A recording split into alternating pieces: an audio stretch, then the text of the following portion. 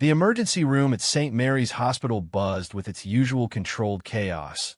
But Dr. Marcus Tank Rodriguez moved through it with the calm precision that had earned him his nickname during 8 years as a Navy SEAL medic. His massive frame and gentle hands were a contradiction that patients found oddly comforting, though few knew about the Purple Heart tucked away in his apartment drawer or the nightmares that still visited him some nights. Tank had traded his combat boots for scrubs 18 months ago, but the transition hadn't been as smooth as he'd hoped. The sterile hospital environment was a far cry from the dusty compounds of Afghanistan, yet somehow the urgency felt familiar. Lives still hung in the balance, and that was all that mattered to him now. The ambulance bay doors burst open with their characteristic whoosh, and Tank looked up from the chart he was reviewing.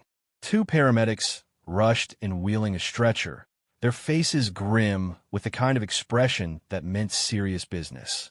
The patient appeared to be a young woman, maybe mid-20s, covered in debris and blood from what looked like a construction accident. "What do we have?" Tank called out, falling in a step alongside the stretcher as they headed toward Trauma Bay 3. Jane Doe, approximately 25 years old, found unconscious at a collapsed building site downtown. The lead paramedic reported breathlessly. Possible head trauma, multiple lacerations, and she's been in and out of consciousness. Vitals are stable, but she hasn't said a word since we found her. Tank nodded, his trained eyes already assessing the patient as they transferred her to the hospital bed. She was petite, maybe 5'4", with short brown hair matted with dust and dried blood. Her clothes were civilian worker gear, but something about her positioning on the bed struck him as odd. Even unconscious, she seemed to maintain a defensive posture, her hands positioned in a way that suggested muscle memory from training. "Let's get a full trauma workup," Tank instructed the nursing staff as they began cutting away her torn clothing. "I want x-rays, CT scan, and let's check for any identifying marks or medical alert jewelry." As the nurses worked, Tank began his examination. The woman's injuries were consistent with falling debris, but as he checked for other wounds, something made him pause. There, partially hidden beneath the grime on her left shoulder, was the edge of what looked like a tattoo. He gently cleaned the area, revealing a small but distinct military insignia. His breath caught slightly. It was a combat medic symbol, rendered in black ink with the kind of precision that spoke of pride and meaning. But that wasn't what made his hand still for just a moment. Below the medic symbol, in small, neat letters, were the coordinates of a place he knew all too well. Tank's mind raced back 3 years to a dusty forward operating base in Helmand Province. He remembered that particular set of coordinates because it was where his unit had been stationed during one of the bloodiest months of his deployment. It was also where they'd worked alongside a small team of Army medics, including a young woman whose skill under fire had impressed even the hardened SEALs. But that couldn't be the same person. The medic he remembered had been confident, almost cocky, with an infectious laugh that could cut through the tension of a firefight. This woman lying before him seemed fragile, broken in ways that went beyond physical injury. "Dr. Rodriguez?" one of the nurses prompted. "Should we proceed with the CT scan?" Tank snapped back to the present, nodding quickly. "Yes, and at a comprehensive blood panel. I want to check for any underlying conditions." He paused, looking at the woman's face more carefully now. Something about the set of her jaw, the shape of her nose, tugged at his memory. As a medical team worked around her, Tank found himself studying the patient more intently. When they rolled her slightly to check for back injuries, he saw another tattoo on her right ribs. This one made his blood run cold. It was a memorial tattoo, listing names and dates. Military names. Dates from the same deployment where he'd served. Among the names, one stood out. SGT James Mitchell, never forgotten. Tank remembered Mitchell. He'd been killed in an IED explosion while Tank's unit was providing security for a medical convoy. And if Tank was remembering correctly, there had been an Army medic on that convoy who tried desperately to save Mitchell's life. "Sarah," he whispered, the name coming to him suddenly. "Sarah Chun." The woman's eyes fluttered open at the sound of her name, unfocused and confused, but definitely reactive. Tank leaned closer, keeping his voice gentle. "Sarah, can you hear me? You're in a hospital. You're safe." Her eyes found his, and for a moment, recognition flickered there. But instead of relief, what Tank saw was pure terror. Sarah's body went rigid, and she tried to push herself away from him, her breathing becoming rapid and shallow. No, it's okay," Tank said softly, raising his hands where she could see them. "I'm a doctor. I'm not going to hurt you." But Sarah's reaction was getting worse. Her heart monitor began beeping rapidly, and she was hyperventilating. The nursing staff moved to intervene, but Tank held up a hand to stop them. "Sarah, look at me," he said, his voice taking on the calm, authoritative tone he'd used in combat situations. "You know me, Tank, Marcus Rodriguez. We served together at FOB Chapman." The name of the forward operating base seemed to break through whatever panic had gripped her. Sarah's breathing slowed slightly, and her wild eyes focused on his face. Tank could see her trying to process, trying to remember. "Tank," she whispered, her voice hoarse and barely audible. "Yeah, it's me," he confirmed, relief flooding through him. "You're okay, Sarah. You're home. You're safe." But even as he said the words, Tank could see that safety was relative for Sarah Chun. The woman who had once fearlessly run into enemy fire to treat wounded soldiers now seemed afraid of her own shadow. Whatever had happened to her since their deployment had changed her in fundamental ways. As the immediate medical crisis stabilized and the rest of the trauma team took over running tests, Tank found himself stepping back to observe. Sarah had retreated into herself, answering medical questions with single words when she answered at all.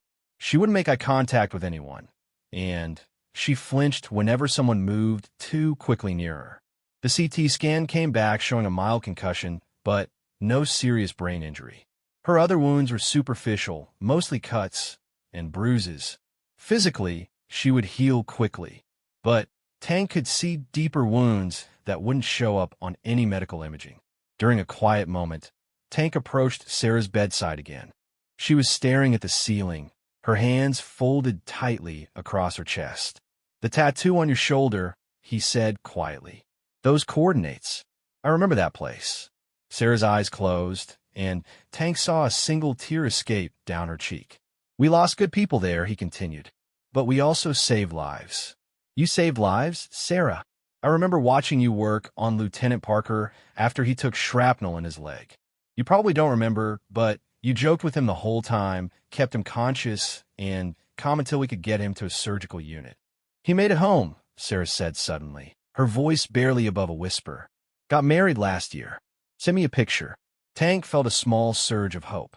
She was still in there, the person he remembered. "That's because of you. Because you knew your job, and you did it well." Sarah turned her head to look at him, and Tank saw a flicker of the confident medic he'd once known. But it was overshadowed by something else, something that spoke of pain and loss that went beyond the normal trauma of war. "What happened after our deployment ended?" Tank asked gently. "Where have you been?" Sarah's expression closed off again, and she turned back to staring at the ceiling.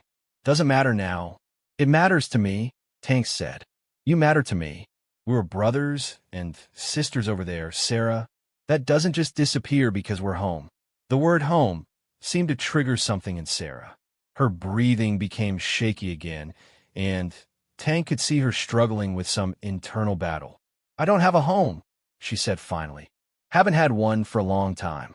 Tank felt a piece of the puzzle click into place.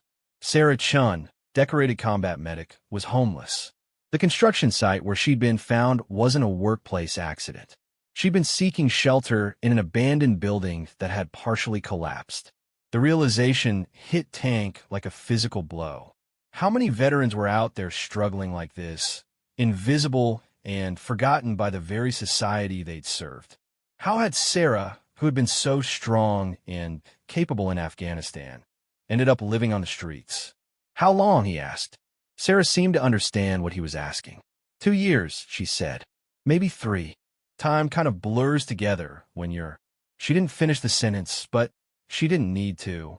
Tank had heard similar stories during his own difficult transition out of the military, though he'd been fortunate enough to have family support and the resources to pursue his medical degree. What about the VA? Benefits? Medical care? Sarah's laugh was bitter and hollow. You really think they care about broken soldiers, Tank?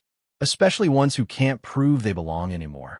The implications of her words sent a chill through Tank. Something had happened to Sarah's military records, or her discharge, or both. She'd fallen through the cracks of a system that was supposed to take care of its own. As the evening shift change occurred around them, Tank made a decision. He couldn't leave Sarah to fall through those cracks again. Whatever had broken her, whatever had led her to this point, he was going to help her find her way back. But first, he needed to understand what had happened to transform a confident, capable combat medic into a woman who jumped at shadows and lived on the streets. And based on the fear he'd seen in her eyes when she first recognized him, Tank suspected that the truth was going to be more painful than either of them was prepared for. The trauma bay had grown quiet except for the steady beeping of monitors and the distant sounds of the hospital's night routine. Sarah appeared to be resting, though Tank could tell she wasn't really sleeping. Her breathing was too controlled, too deliberate. "Sarah," he said softly, "I'm going to be here for a while longer. You don't have to talk, but I wanted you to know you're not alone." Sarah's eyes opened, and for a moment, Tank saw gratitude there mixed with fear. "Why?" she asked. "Why do you care? You have your own life now, your own problems." Tank pulled up a chair beside her bed, settling his large frame into the small seat. "Because leaving people behind isn't what we do," he said simply. "Not then, not now." As the night deepened around them, Tank found himself keeping vigil beside Sarah's bed, both of them lost in memories of a war that had ended but somehow had never really let them go. And Tank began to realize that helping Sarah might be the key to healing wounds he didn't even know he still carried. Tank had dozed fitfully in the chair beside Sarah's bed, jerking awake every time her breathing changed or when she stirred restlessly. The morning shift was beginning to filter in when Sarah's voice, quiet but clear, broke through the dawn silence. "They said I was crazy."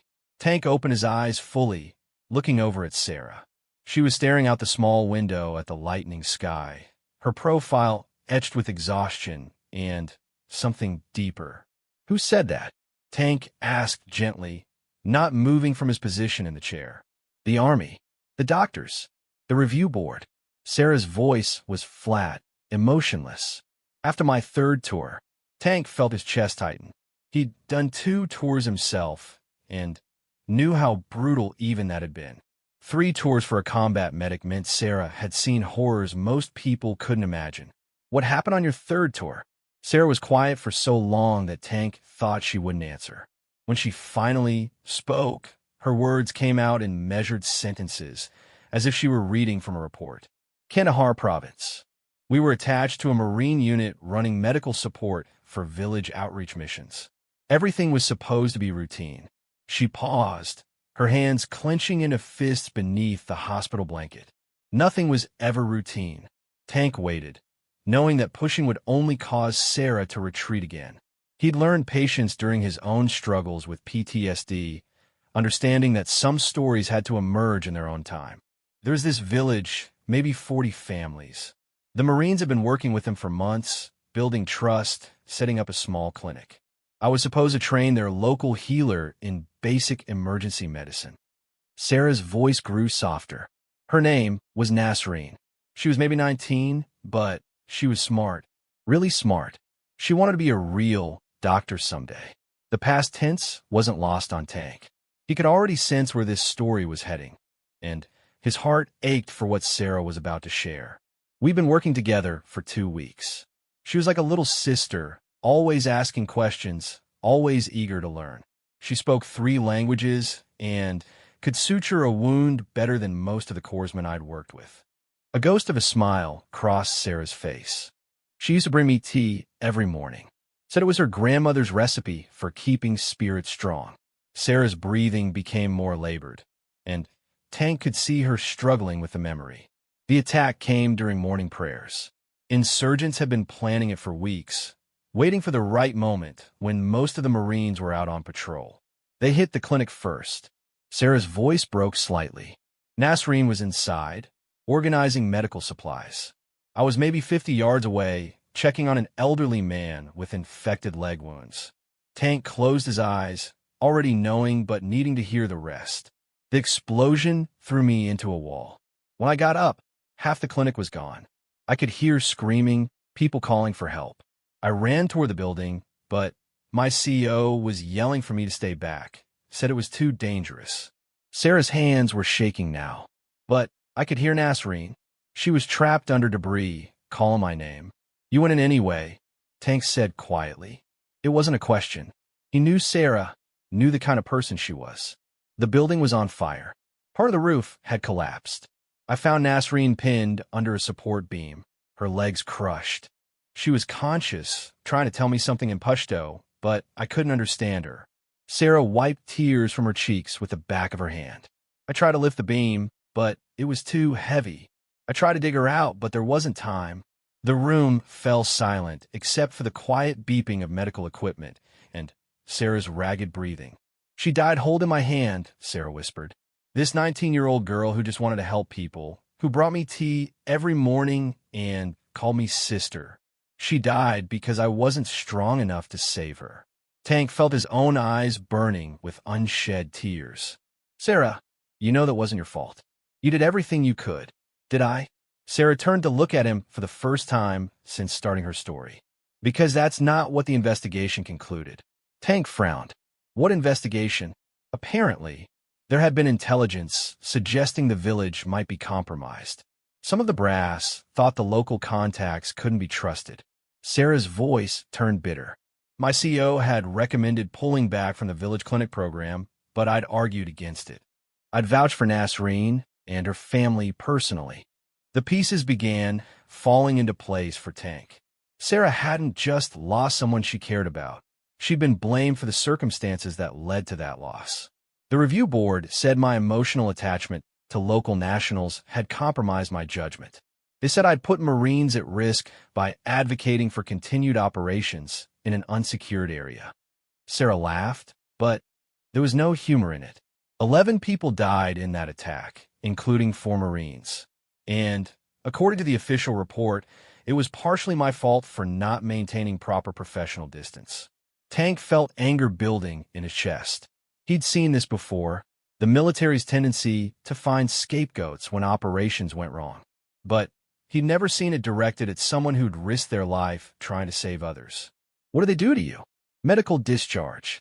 They said I was suffering from acute stress reaction and was no longer fit for duty.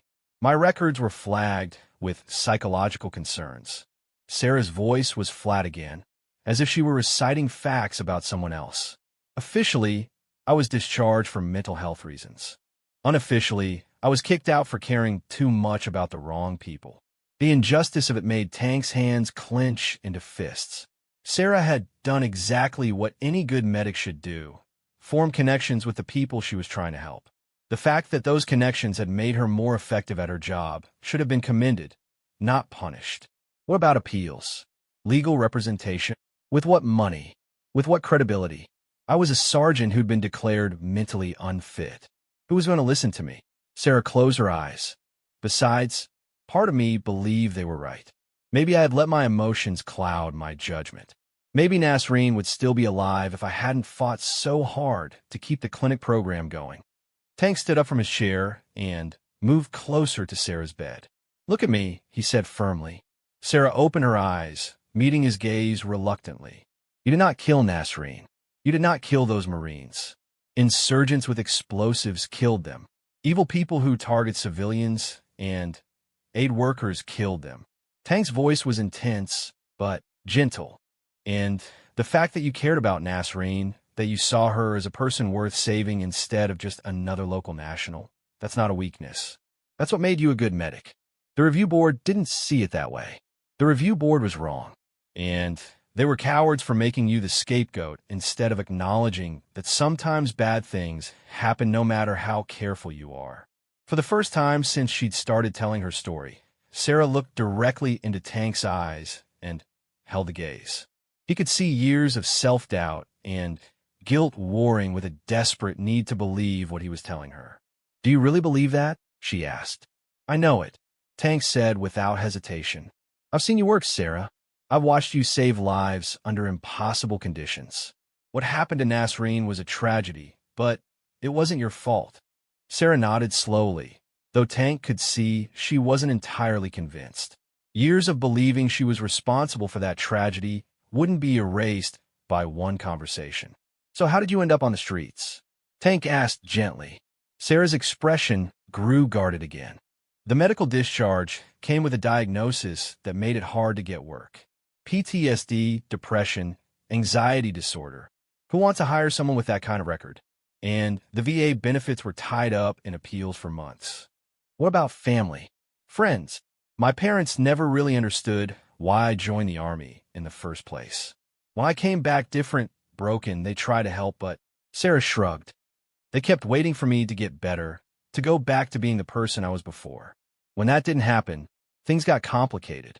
Tank could fill in the gaps. Family members who meant well, but didn't understand military trauma often made things worse by expecting quick fixes or by treating PTSD like a temporary illness that would resolve with enough positive thinking. I stayed with them for about 6 months after my discharge. But I wasn't sleeping, I was having panic attacks, and my mom kept suggesting I just needed to move forward and focus on the positive. Sarah's voice carried old hurt. One night, I had a really bad nightmare and apparently scared my younger sister when I was screaming in my sleep. The next morning, my dad suggested maybe I should consider getting professional help somewhere that could really address my issues. They asked you to leave. They asked me to check myself into a psychiatric facility. For everyone's safety. The bitterness in Sarah's voice was unmistakable. So I left instead. Tank could picture it clearly. A young woman already convinced she was broken and dangerous, being told by her own family that she needed to be institutionalized. The final confirmation of everything the Military Review Board had said about her mental fitness. Where did you go? At first, I crashed with some friends from high school. But I wasn't good company, and they had their own lives. Jobs, relationships, normal people problems. Sarah's fingers picked at the hospital blanket. I couldn't relate to their concerns anymore, and they couldn't understand mine. Gradually, the invitations stopped coming. What about other veterans? Support groups? Sarah's laugh was hollow. Have you ever been to a VA support group, Tank? Half the guys there are so medicated they can barely string sentences together, and the other half are so angry they spend the whole time talking about how everyone who wasn't there can't possibly understand. Tank had to admit he'd had similar experiences with VA programs. The one-size-fits-all approach to veteran mental health often felt more like being processed through a system than receiving actual help. Besides, Sarah continued, most of the groups were dominated by men. Combat veterans, sure, but guys who'd been in firefights or IED attacks. I was a medic who'd lost a local national because I'd gotten too attached. I didn't feel like I belonged. The isolation in Sarah's voice was heartbreaking. She'd been cut off from her military community, estranged from her family, and unable to connect with civilian life or veteran support systems. So you ended up homeless. Not immediately. I got a job at a veterinary clinic for a while. Turns out medical training translates pretty well to animal care, and animals don't ask questions about your discharge papers. Sarah smiled slightly. I actually loved it. Dogs and cats don't judge you for having nightmares. What happened? Budget cuts.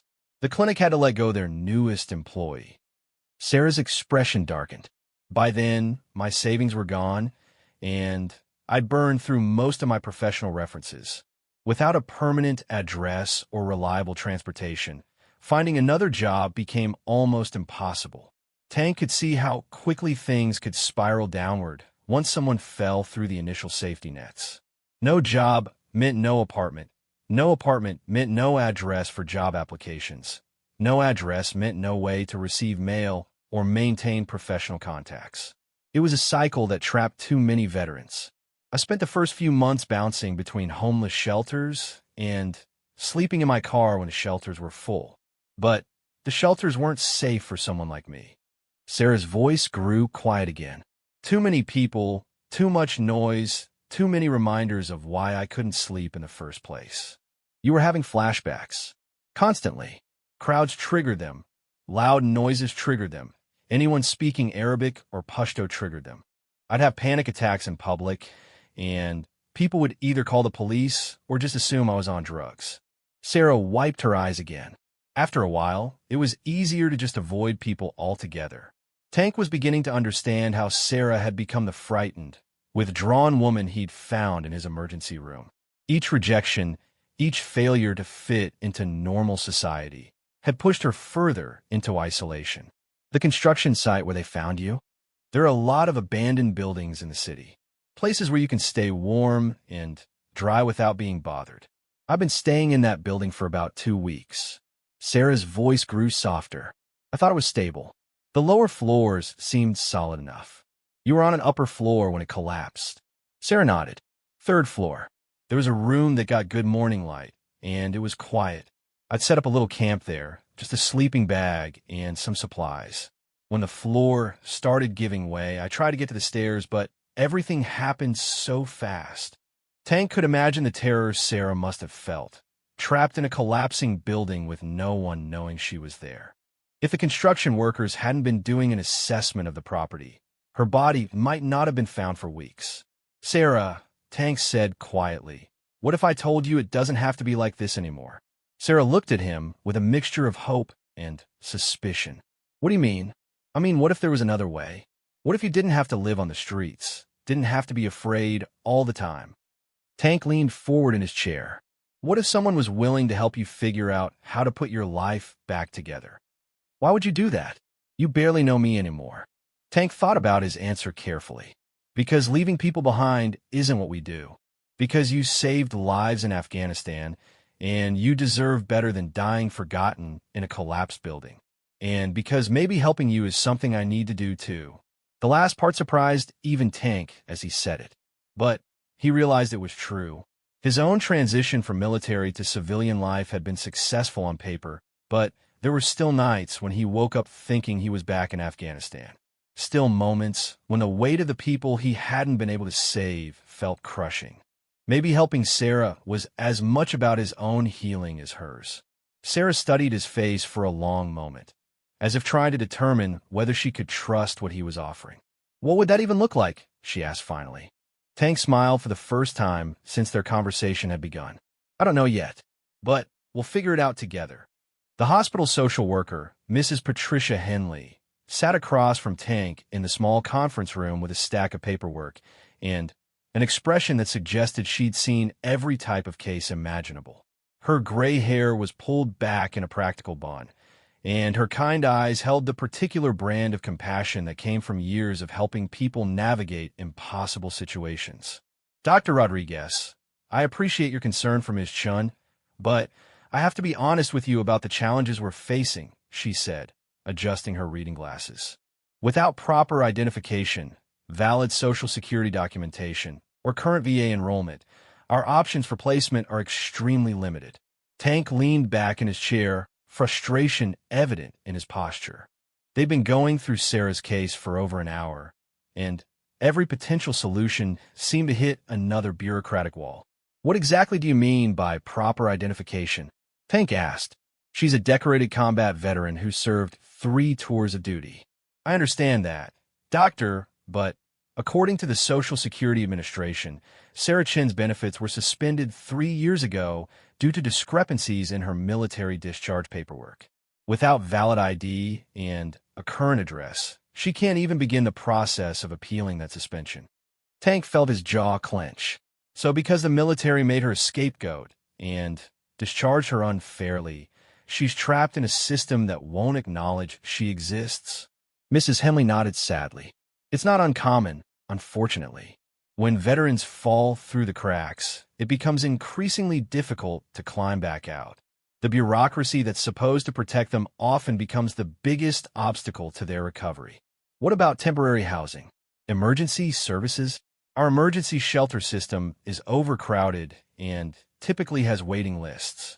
For someone with Sarah's mental health profile, especially given her history of panic attacks in crowded situations, most shelters wouldn't be appropriate anyway. Mrs. Henley consulted her notes. There are a few specialized programs for veterans, but they require enrollment in VA services, which brings us back to the identification and documentation problems. Tank rubbed his temples, feeling the beginning of a headache. So what are you telling me? That we just discharge her back to the streets? That's not what I want, doctor. But unless we can find alternative arrangements, that may be our only option. Mrs. Henley's voice was gentle but firm. The hospital can't hold her indefinitely, especially since her physical injuries are healing well.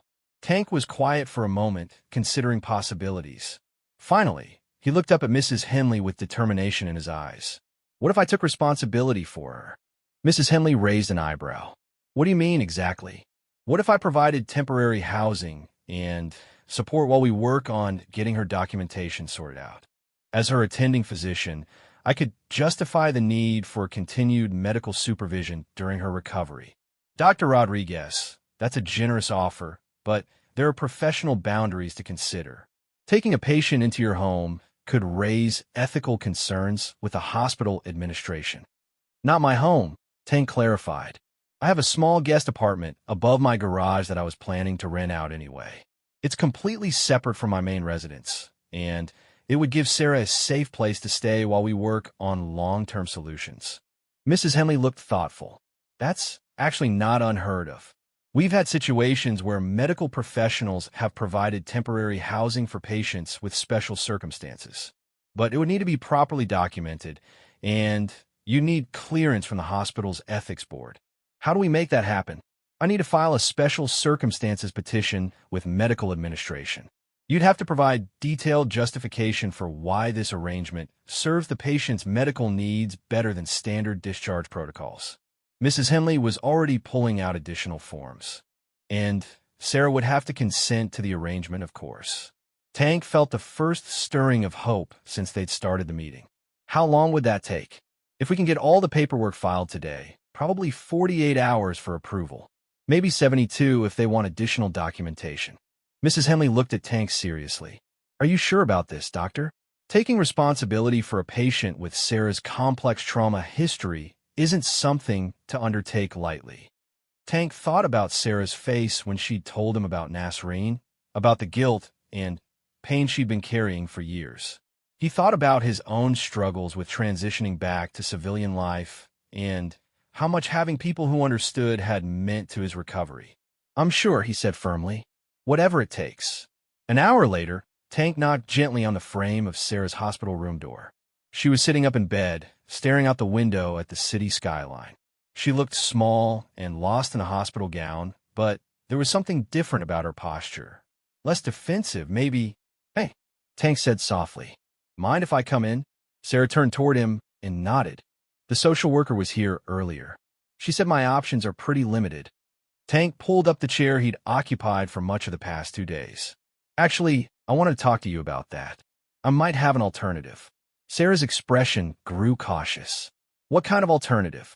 Tank explained his conversation with Mrs. Henley, watching Sarah's face carefully as he outlined the proposal for temporary housing. When he finished, Sarah was quiet for a long time. Why would you do that? She asked finally. You barely know me anymore. I could be dangerous, unstable, all those things they said in my discharge papers. Are you dangerous? Tank asked directly. Sarah considered the question seriously. Not to other people, but I have nightmares. Bad ones. And panic attacks. Sometimes I don't sleep for days, and when I do sleep, I wake up screaming. She looked down at her hands. I'm not easy to be around, Tank. I have nightmares too, Tank said quietly. Different ones, but nightmares all the same. And I understand panic attacks. The difference is I had family support and resources when I came home. You didn't, but this could affect your career, your reputation. If I have an episode, if something goes wrong. Tank leaned forward in his chair. Sarah, listen to me. I've seen what you're capable of when you have support and stability. I've watched you save lives under impossible conditions. The person who ran into a burning building to try to save Nasreen isn't broken. She's wounded, but she's not broken. Sarah's eyes filled with tears. I don't know if I remember how to be around people anymore. It's been so long since I had a real conversation with anyone, since I felt safe anywhere. You don't have to remember all at once. We'll take it one day at a time. And the apartment is completely separate from my house. You'd have your own space, your own entrance, as much privacy as you need. What if I can't pay you back? What if I never get my life together enough to be independent again? Tank smiled gently. Then, we'll deal with that when we come to it. But I have faith in you, Sarah. Maybe more faith than you have in yourself right now. Sarah wiped her eyes with the sleeve of her hospital gown. I don't understand why you're willing to do this. Because you matter. Because what happened to you was wrong, and you deserve a chance to heal. And because... Tank paused, searching for the right words. Because I think we're both carrying wounds from Afghanistan, and maybe helping each other is how we start to heal them. Sarah nodded slowly, and Tank could see her struggling with the decision. Years of isolation and self-reliance warred with a desperate need for connection and support. What would the rules be? She asked finally. I mean, if I stayed in your apartment. Tank had been thinking about this. Medical supervision for the first month while you recover from your injuries. After that, we figure out a plan for getting your documentation sorted out and exploring your options for benefits, employment, whatever you want to pursue. And if I have a breakdown, if I can't handle being around people, then we deal with it together. No judgment, no pressure to be anything other than who you are right now. Sarah was quiet for several minutes, and Tank could practically see her weighing the risks against the alternatives. The apartment, she said finally, it really is separate? I wouldn't be imposing on your space. Completely separate. It was originally built as an in-law suite. Full kitchen, bathroom, living area, and bedroom. The only shared space is the driveway. Sarah took a deep breath. Okay, if the hospital approves it, and if you're really sure, then yes. I'll try. Tank felt relief wash over him. Good. Mrs. Henley is filing the paperwork this afternoon. With any luck, we'll have approval by Thursday. Tank, Sarah said softly. Thank you. I know this is crazy, and I know you're taking a huge risk. I just thank you. Don't thank me yet. Wait until you see if I'm any good at this helping people thing. For the first time since he'd found her in the emergency room, Sarah smiled. It was a small smile, tentative and fragile, but it transformed her entire face. The next 2 days passed in a blur of paperwork, meetings, and preparations. Tank had to sit through a review with the hospital's ethics board, where he explained his reasoning for taking responsibility for Sarah's care. The board members had been skeptical, but ultimately approved the arrangement, noting that it fell within established precedents for medical professionals providing transitional housing for patients with special circumstances. Tank spent his off hours preparing the garage apartment, which had been sitting empty since he'd moved into the house 6 months earlier. He stocked the kitchen with basic supplies, made sure the heating system was working properly, and set up a comfortable living space that would give Sarah privacy and security. On Thursday afternoon, Mrs. Henley brought Tank the approval documents along with a detailed care plan that outlined Sarah's medical needs and Tank's responsibilities as her supervising physician. The arrangement is approved for an initial 30-day period, Mrs. Henley explained. After that, you'll need to file a progress report and request extension if needed. Sarah will also need to check in with our social services department weekly for the first month. What about longer-term planning? Getting her documentation sorted out? I've been in contact with a veterans advocacy organization that specializes in cases like Sarah's. They're willing to take her case pro bono, but it's going to be a long process. Months, possibly longer. Mrs. Henley looked at Tank seriously. Are you prepared for this to be a long-term commitment? Tank nodded without hesitation. Whatever it takes. When they told Sarah about the approval, her reaction was a mixture of relief and terror. Tank could see her fighting the urge to flee, to reject this offer of help before she could be hurt by it. We can change our minds, Tank assured her. If you get to the apartment and decide it's not working, that's okay. This isn't a trap, Sarah. It's just a chance. Sarah nodded, though Tank could see her hands shaking slightly. When would I move in? Hospital wants to discharge you tomorrow morning. I'm off this weekend, so I can help you get settled and show you around the neighborhood. I don't have any belongings to move, Sarah said quietly. Just the clothes I was wearing when they brought me in, and those got cut off. The casual way she mentioned having literally no possessions struck Tank like a physical blow. He'd been focused on the housing and medical aspects of Sarah's situation, but the reality of her complete material destitution was sobering. We'll figure that out, he said gently. One thing at a time.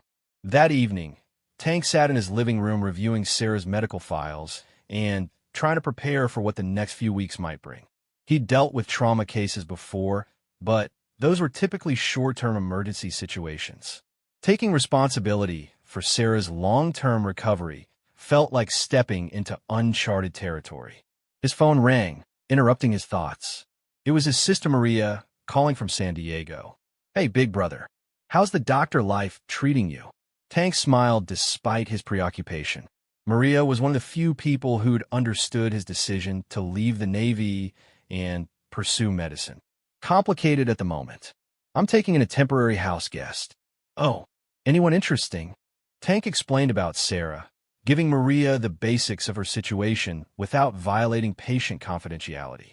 Maria listened quietly, occasionally asking clarifying questions. Tank, she said finally, are you sure you're doing this for the right reasons? What do you mean?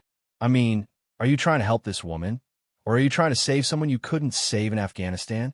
The question hit closer to home than Tank was comfortable with. Maybe both, he admitted. Would that be wrong? Not wrong necessarily, but potentially problematic. Recovery has to be about the person actually healing, not about someone else working through their own guilt or trauma. Tank was quiet, considering his sister's words. She was a social worker herself, and had seen plenty of well-meaning people whose desire to help sometimes did more harm than good. I hear what you're saying, Maria, and I'll be careful about that. But I also think Sarah and I understand each other in ways that might be helpful for both of us. Just promise me you'll get your own support in place. Counseling, supervision, whatever you need to make sure you're taking care of yourself too. I promise. After they hung up, Tank sat in the quiet of his living room and honestly examined his motivations. Was he trying to save Sarah because he believed in her recovery, or because he needed to prove to himself that broken soldiers could be fixed? The answer, he realized, was probably both. But maybe that was okay. Maybe two wounded veterans helping each other heal was better than either of them struggling alone. Tomorrow, Sarah would leave the safety of the hospital and try to rebuild a life that had been shattered years ago. And Tank would begin the most important mission of his civilian life, proving that no soldier should be left behind, even long after the war was over. 3 weeks had passed since Sarah moved into the garage apartment, and Tank was beginning to understand that healing wasn't a linear process. Some days, Sarah would emerge from her apartment to sit in the small garden behind Tank's house, quietly reading books he'd brought her from the library. Other days, he wouldn't see her at all, though he could sometimes hear her pacing above his garage late at night. The breakthrough came on a Tuesday morning when Tank was getting ready for work. He heard a soft knock on his back door and found Sarah standing there, still in pajamas, her face pale and drawn. I think I need help, she said simply. Tank immediately shifted into medical mode, scanning her for signs of injury or distress. What's wrong? Are you hurt? Not physically. Sarah wrapped her arms around herself. I had the worst nightmare yet last night. About Nasreen. But this time, it wasn't just about failing to save her. In the dream, she was angry at me. She said I'd abandoned everyone I was supposed to protect. Tank gently guided Sarah to a chair in his kitchen and put the kettle on for tea. He'd learned over the past few weeks that Sarah responded better to calm, practical gestures than to direct emotional support. Tell me about the dream, he said, settling across from her at the small table. We were back in the clinic, but instead of being destroyed, it was just empty. All the medical supplies were gone. All the patients were gone. Nasreen was sitting in the corner, and when she saw me, she started listing all the people I should have saved but didn't. Sarah's voice was shaky. She said I'd given up, that I'd chosen to live on the streets instead of continuing to help people who needed me. Tank poured hot water over tea bags, choosing his words carefully. What do you think that dream is telling you? That she's right. That I did give up. I let them convince me I was broken, and I stopped trying to be the person I was before. Sarah accepted the mug of tea gratefully, wrapping her hand around it for warmth. I used to save lives, Tank. Now I can't even save myself. Sarah, you didn't give up. You survived. There's a difference. Is there? Because from where I'm sitting, it feels like I've been running away for 3 years instead of dealing with what happened. Tank was quiet for a moment, recognizing something important in Sarah's words. This was the first time she'd expressed any desire to move beyond just surviving. What would dealing with it look like to you? He asked. Sarah stared into her tea. I don't know. Maybe starting to remember who I was before everything went wrong. Maybe figuring out if I can still be useful to someone. You mean medically? Maybe. I've been thinking about something you said in the hospital about how my medical training might still matter. But I can't even think about treating patients without having panic attacks. Tank felt a spark of an idea. What if we started small? What if there was a way for you to use your medical knowledge in a low-pressure situation? What do you mean? Tank pulled out his phone and showed Sarah a text message he'd received the previous week. There's a local animal rescue organization that's been asking the hospital for volunteer medical support. They have a lot of sick and injured animals they can't afford to treat at a full veterinary clinic. Sarah looked intrigued despite herself. Animal rescue?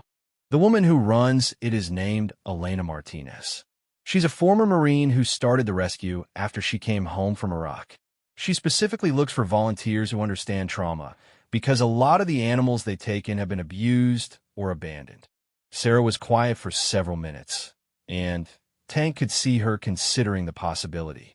I worked at a vet clinic for a while after I got out, she said finally. I liked working with animals.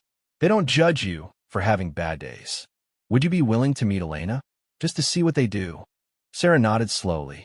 Maybe, if you think it might help. Tank felt cautiously optimistic as he called in sick to work, and spent the morning driving Sarah to the animal rescue facility on the outskirts of the city. The property was larger than he'd expected, with multiple buildings housing different types of animals and a small medical facility that looked surprisingly well equipped.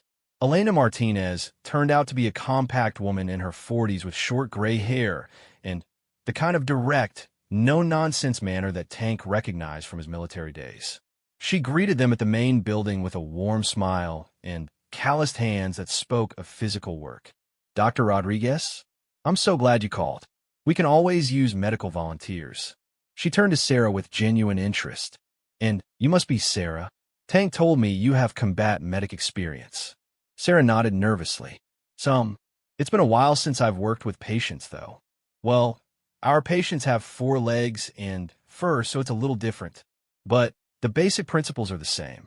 Would you like a tour? Elena led them through the facility, explaining the rescue's mission as they walked. They took in animals from overcrowded shelters, abusive situations, and natural disasters, providing medical care and rehabilitation before finding them permanent homes. A lot of our animals come to us with both physical and psychological trauma. Elena explained as they entered a quiet building housing recovering animals. We've found that volunteers who understand trauma themselves often connect better with these cases. In the medical building, Tank watched Sarah's demeanor change. Surrounded by medical equipment and the familiar rhythm of caring for patients, even non-human ones, she seemed to grow more confident and focused. This is beautiful, Sarah said, examining the surgical setup. You have better equipment than some of the field hospitals I worked in. Elena smiled. We've been fortunate with donations, but equipment is only as good as the people using it. Would you like to meet some of our current patients? They spent the next hour visiting animals in various stages of recovery. Sarah was drawn particularly to a young German Shepherd mix who'd been found with infected wounds and severe malnutrition. What's his story?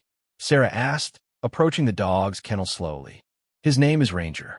He was found chained in a backyard, probably hadn't been fed regularly in months. The wounds on his legs are from the chain cutting into his skin. Elena watched as Sarah extended her hand for the dog to sniff. He's been with us for 2 weeks, but he's still very anxious around new people. Ranger approached Sarah cautiously, then seemed to relax as she spoke to him in quiet, soothing tones. Within minutes, the dog was pressing against the kennel door, seeking more contact. He likes you, Elena observed. That's unusual. He's been pretty shut down with most people. Sarah knelt down to get closer to the dog's level. Hey there, buddy. You've had a rough time, haven't you? Her voice carried the same gentle authority Tank remembered from Afghanistan, the tone that could calm a wounded soldier while she worked on their injuries. His physical wounds are healing well, Elena continued, but he's going to need a lot of patience and consistent care to trust people again. We're looking for volunteers who can work with him regularly, help him learn that humans can be safe. Tank saw something shift in Sarah's expression. She looked at Ranger with recognition, as if she saw something of herself in the damaged animal. I could do that, Sarah said quietly, if you think it would help. Elena smiled. I think it would help both of you. They arranged for Sarah to start coming to the rescue 3 mornings a week, beginning with basic animal care tasks and gradually taking on more medical responsibilities as she felt comfortable. Elena was clear that there would be no pressure, no expectations beyond what Sarah felt ready to handle. On the drive home, Sarah was quieter than usual, but it was a different kind of quiet than Tank had grown accustomed to. Instead of the withdrawn silence of someone trying to disappear, this felt more like contemplative silence. What are you thinking? Tank asked as they pulled into his driveway.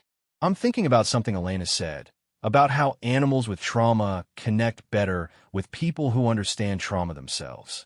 Sarah was looking at Tank's house, but he could tell her mind was elsewhere. What if that's true for people too? What do you mean? What if the reason I felt so connected to Nasreen wasn't just because I got emotionally attached? What if it was because I recognized something in her situation that reminded me of times when I'd felt vulnerable or powerless? Tank parked the car, but didn't immediately get out. This felt like an important conversation. You think your ability to connect with people in crisis was actually a strength, not a weakness? Maybe. The review board said my emotional attachment compromised my judgment, but what if it actually made me better at my job? What if understanding what it feels like to be afraid or hurt or desperate is exactly what makes someone good at helping others? Tank felt a surge of recognition. Sarah, that's exactly what made you an exceptional medic. Your ability to see patients as people, not just medical problems. Then, why did they punish me for it? Because it's easier to blame individuals than to acknowledge systemic failures. Because admitting that you did everything right would have meant admitting that sometimes tragedies happen despite our best efforts. Tank turned his seat to face Sarah directly. They made you the scapegoat because the alternative was accepting responsibility for putting medics in impossible situations. Sarah was quiet for a long time, processing this new way of looking at her experience. If that's true, she said finally, then maybe I need to stop punishing myself for caring too much. Maybe you do.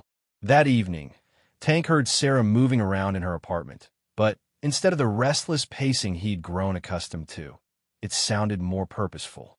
When he looked out his window, he could see her silhouette sitting at the small table, writing something. The next morning, Sarah knocked on his door again, but this time she looked different. More resolved, somehow. I want to call my parents, she said without preamble. Tank felt his eyebrows rise. That's a big step. Are you ready for that? I don't know if I'll ever feel ready, but I think I owe them an explanation for why I disappeared. And I think I owe myself the chance to tell my side of the story. Tank nodded, understanding the significance of Sarah's decision. Do you want privacy for the call? Or would you like moral support? Support, if you don't mind. In case it goes badly. Tank cleared his schedule for the morning and sat with Sarah in his living room as she dialed her parents' number. He could only hear one side of the conversation, but it was clear from Sarah's responses that the call was emotionally difficult for everyone involved. "Mom, it's Sarah," she said when someone answered. There was a long pause, then Sarah's eyes filled with tears. "Yes, I'm alive. Yes, I'm okay. Well, I'm working on being okay." The conversation lasted nearly an hour, with Sarah explaining where she'd been, what had happened to her, and why she felt unable to stay in contact.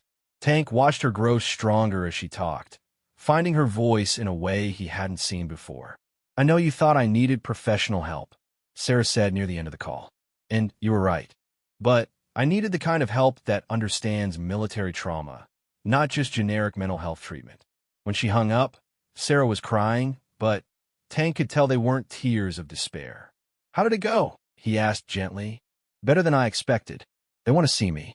They said they've been worried sick for 3 years, and they're sorry they didn't understand what I was going through." Sarah wiped her eyes. "They asked if I'm getting the help I need now." "What did you tell them?" "I told them yes, that I have someone who understands, and I'm starting to remember who I used to be." Over the following weeks, Tank watched Sarah begin to reclaim pieces of herself. She threw herself into her work at the animal rescue, developing a special rapport with the most damaged animals.